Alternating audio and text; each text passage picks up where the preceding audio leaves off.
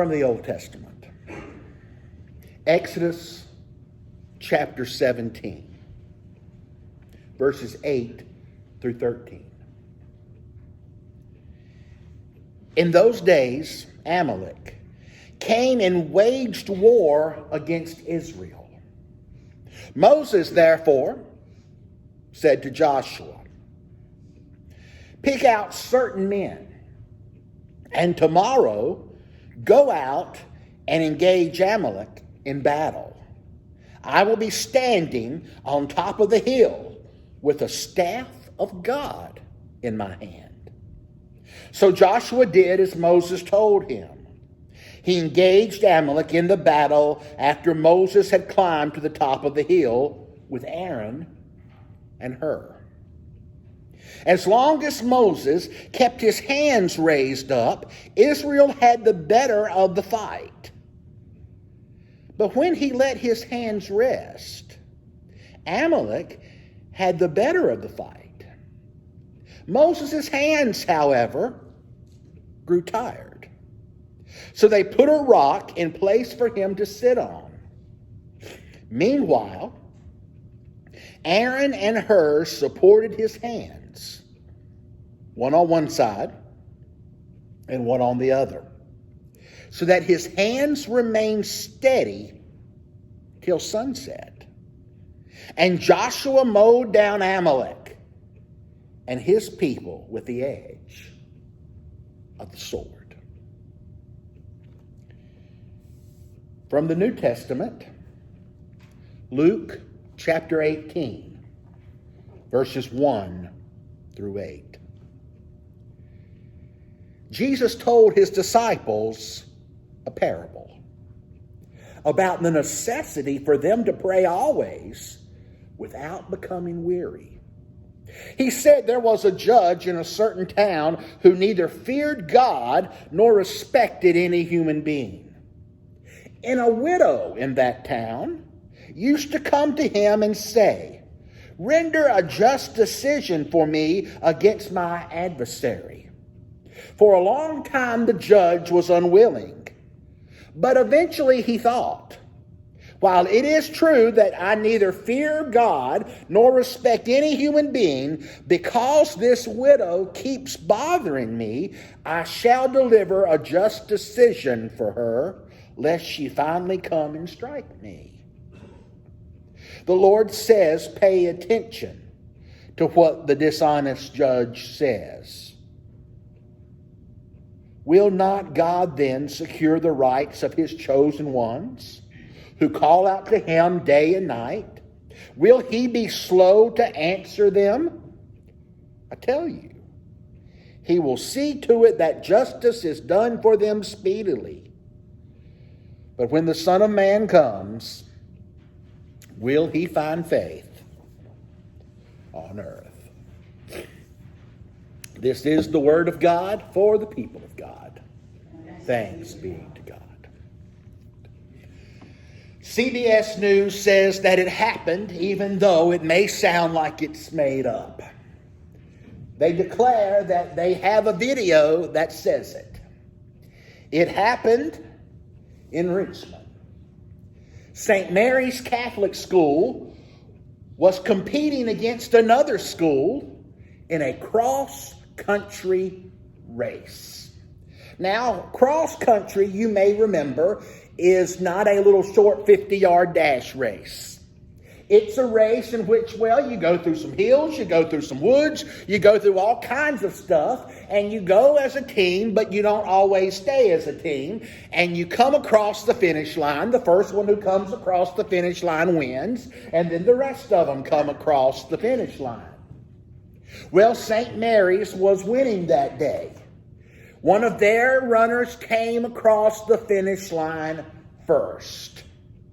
Then all the rest of them, they thought, came across the finish line. So they're tired. They're hot. They're even exhausted. So they lay down in the grass. They're talking to each other about how good the race was. They're reminiscing about how they are going to win the championship, how they have won so many track meets that year. Then they noticed it. They had not noticed it until this point.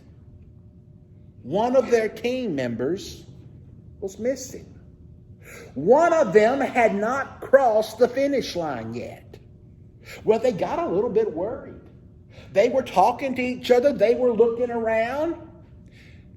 Finally, they saw him.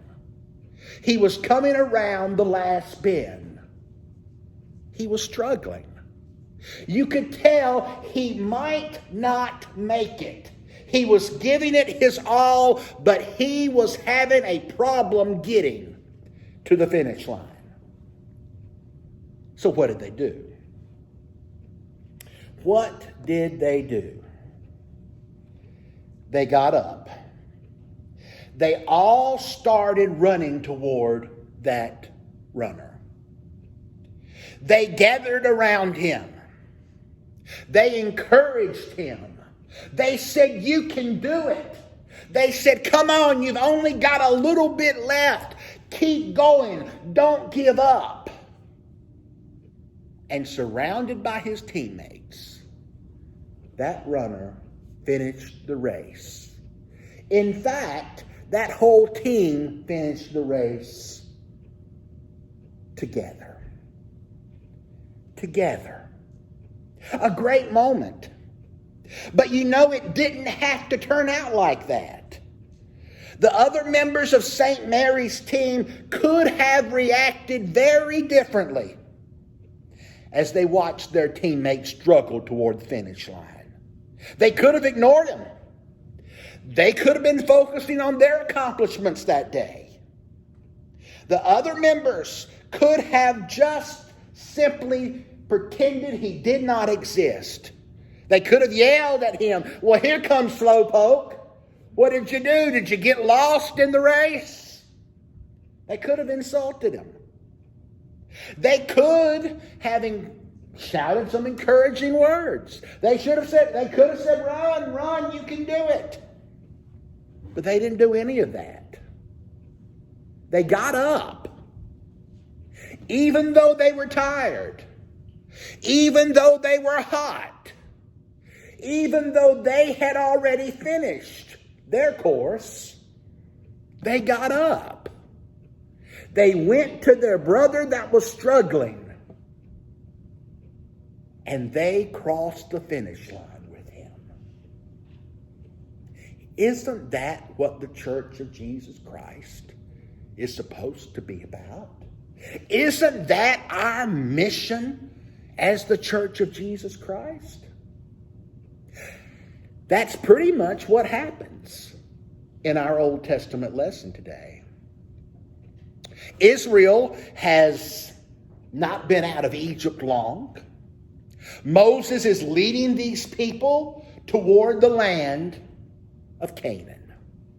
Now they're still a good ways away. And while they're a good ways away, the people who are living in Canaan hear about everything God has done for these Israelites. How God set them free from Egypt. How God had supplied water for them. How God had promised to give them the land of Canaan. Now, there were already some folks living in the land of Canaan. They were the descendants of a man you probably remember, a man by the name of Esau. Now, the people that have said God is going to give us the land of Canaan are descendants from a man you might remember by the name Jacob. Anybody remember what Jacob was to Esau? They were brothers, but they were also enemies. For most of their life, they hated each other. For most of their life, they were constantly battling each other. And here their descendants are years and years after they're both dead, still fighting. Because you see, Esau's descendants are saying to themselves, we are not letting the Israelites take our land. We are not going to let them come here. So what we're going to do is we are going to surprise them. We are going to attack them when they least expect it. God knew their plan. And God let Moses in on it. And Moses says to Joshua, Joshua, tomorrow a battle's going to happen. Now I want you to choose some people, Joshua. Choose some people to go and fight, and I'm going to go up on the hill. And in my hand, I'm going to have the rod of God. It's a stick, a big stick, a staff, some translations say. Some translations say the rod of Moses. Some say the rod of God. It's the same stick. But it is the stick that when Moses lifted it up at the Red Sea, the waters parted. It is the stick that when Moses took and hit the rock, the water came out. It's the stick that to Israel represents the power of God. It represents the presence of God. It represents the victories of God. And Moses is up there the next day. He's climbed the hill. He's got the stick, the staff, the rod, whatever you want to call it, in his hand. And it doesn't, the Hebrew doesn't translate very well into English, but in the original Hebrew, it's the picture of Moses is holding it in this hand for a while. And then he changes hands, and he's holding it in this hand for a while. And then he goes back and forth because at this point, Moses is not a young man. Can you imagine having to hold a stick all day up in the air? That's what Moses is doing. Eventually, Moses gets to where he doesn't think he can carry on. Eventually, this translation said that Moses grew weary. Moses' arms grew tired. Moses began to struggle. Moses is thinking, I might not be able to finish this. And every time Moses lets his hands down, Israel starts to lose. But there are two folks near Moses. One you've heard of, Aaron. And another one, well, his name is Hur. Not H-E-R, but H-U-R. Don't you bet he thanked his mother for that.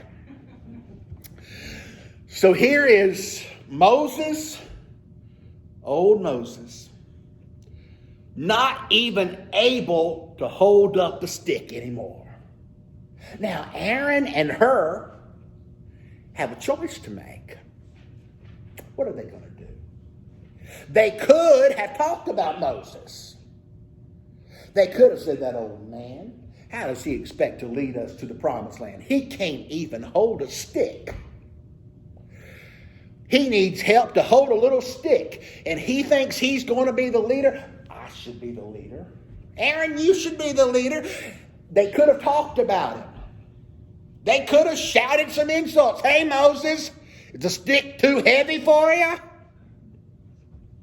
Well, they could have been nice about it. They could have said, Moses, put the stick up. You can do it. Just a few more minutes, just a few more hours.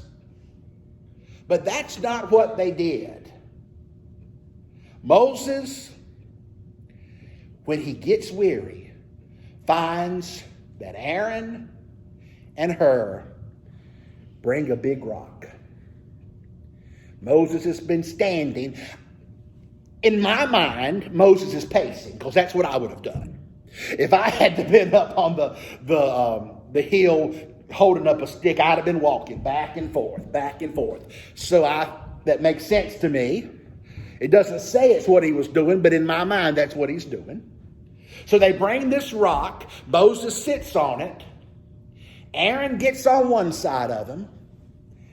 Hur gets on the other side. And once again, the Hebrew is a little bit hard to translate in English, but this is what I picture. For a little while, Aaron holds Moses' arm up, and in Moses' hand is the stick. In a few minutes, Moses changes hands, and Hur holds Moses' arm up, and in Moses' hand is the stick. And they switch back and forth until the battle is over. These two people walked to where Moses was. They stood by him all day. If he got tired, they held his hands up. When he lost strength, they gave their strength. They stood beside him, and they finished that battle together. Who in your life is struggling? Who do you know that's trying to cross the finish line? That's trying to finish the battle, and they're not sure they're going to make it?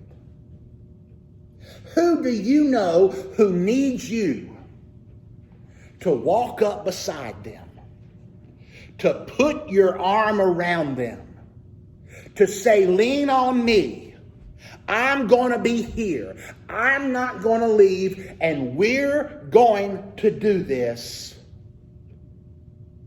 together? Who in your life may not make it if you don't stand up and do something? In Jesus' parable, Jesus talks about a widow. Well, to be a widow, you've got to be a woman. Strike one in that age. A widow, strike two. If you are a woman and you did not have a father, you did not have a son or a husband, you were destitute. You had no legal standing in any court system. There was nothing you could do. This lady, this widow, has an adversary.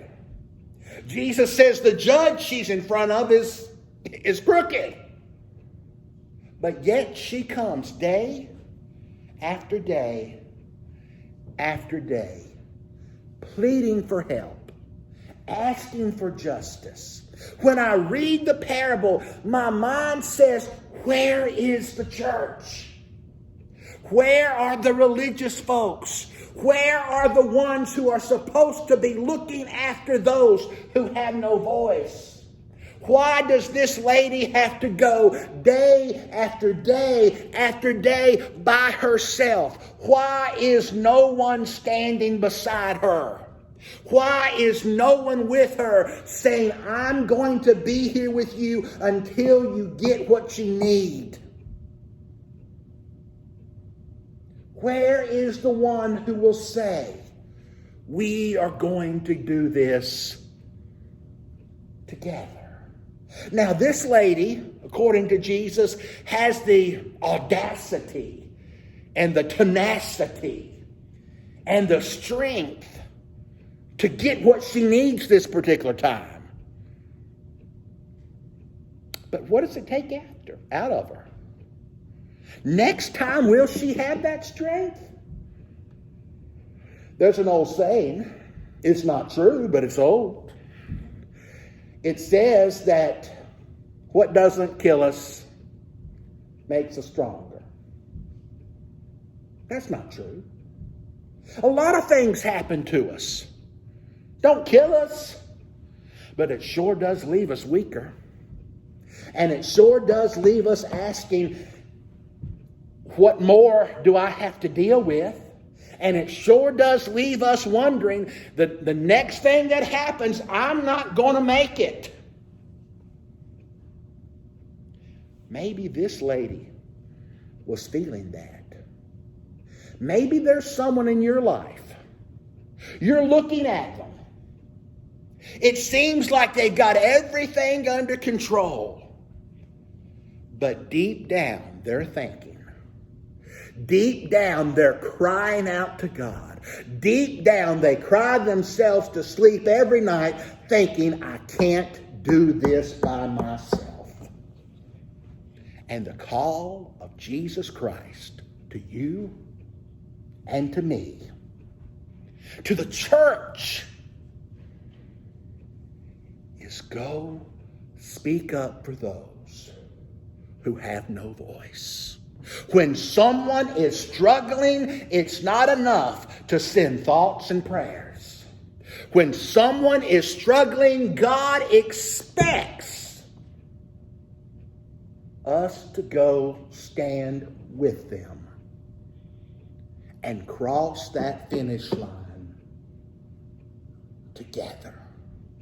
You say, well, I've got a lot going on. Do you not think Aaron and Hur had a lot going on? They had families. They had other things they could be doing besides standing beside Moses and lifting his arm up. Somebody had to do it. What is the old saying? Now, this one's true. If not you, who? If not now, when? There's another saying. It's not quite as old. Be the change you want to see. That's what these two passages are calling us to do. Who is it that needs you to cross the finish line with them? Pastor in Southwest Virginia started a caregivers prayer group. He was aware of the exhausting reality that caregivers face, often silently.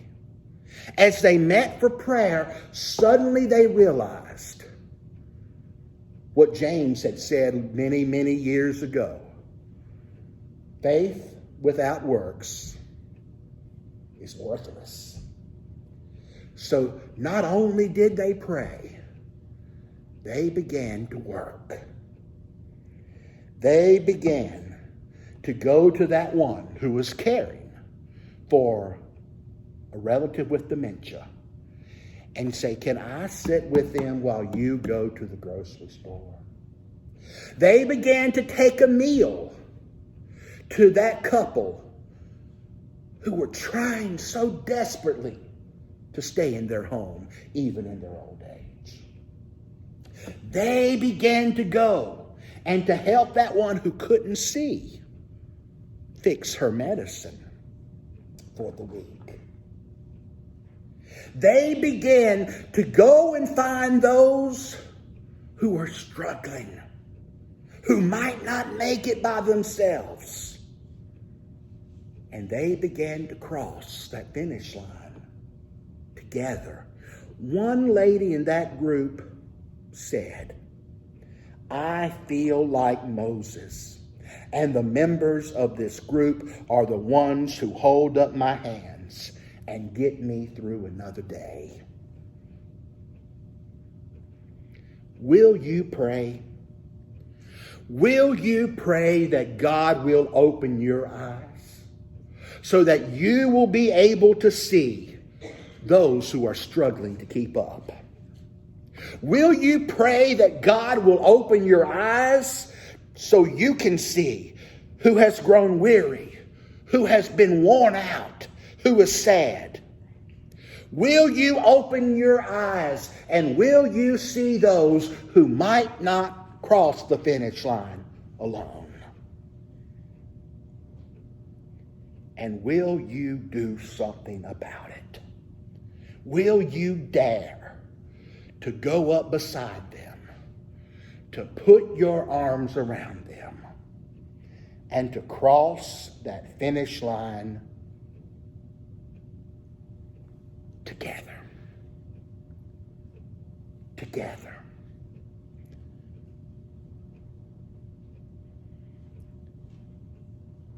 Who among us?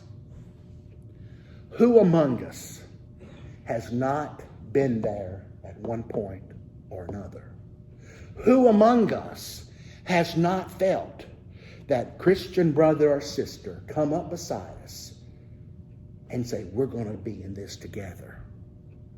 And if we have experienced it, how dare us not do it for the others?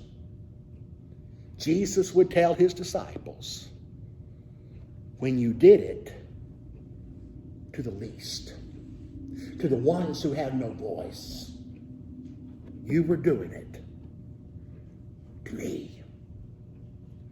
Who needs you this week to say, we're going to make it